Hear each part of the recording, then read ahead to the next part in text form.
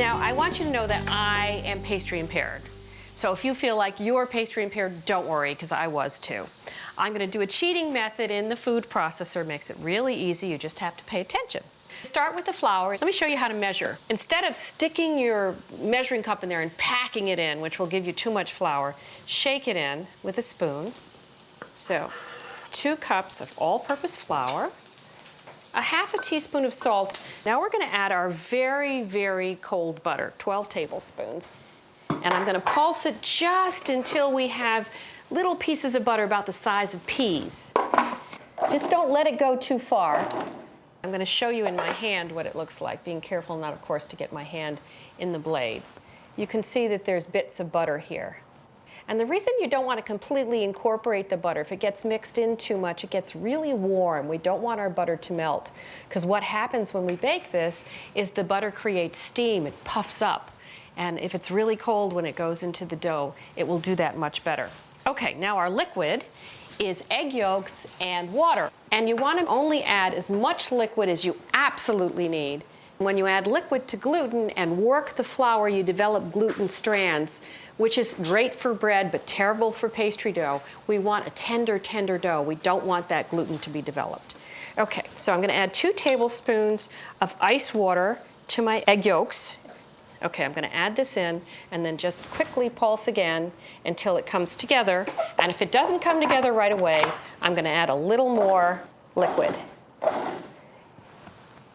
Yeah, that's looking, see that? Now I know we're good. So I'm going to take the heel of my hand and we're just going to smear it away from me. In French, this is called a fraisage. Now you could roll this out right away, but I'd really prefer you don't. Just let it rest for even a half an hour. That would be terrific. Now, I've got some dough that I already made and has been resting in the fridge. This is a perfect dough. You can see the little bits of butter in there.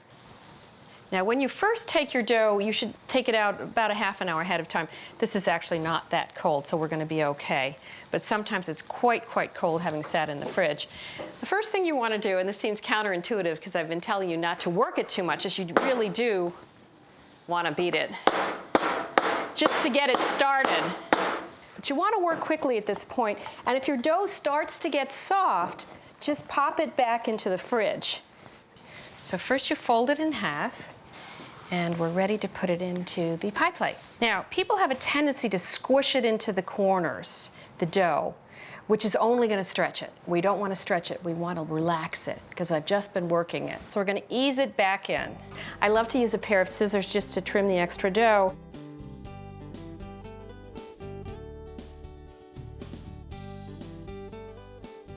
So I'm going to fold this back in so I can get a little bit of an edge. Now I'm going to stick my hands in some flour, okay, and this is the simplest edge you can do.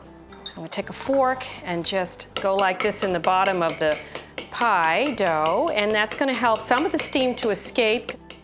All right, now I've preheated my oven to 375 degrees, and we're going to pop this on the middle shelf and bake it for about 35 minutes. And here is my wonderful and toasty pie.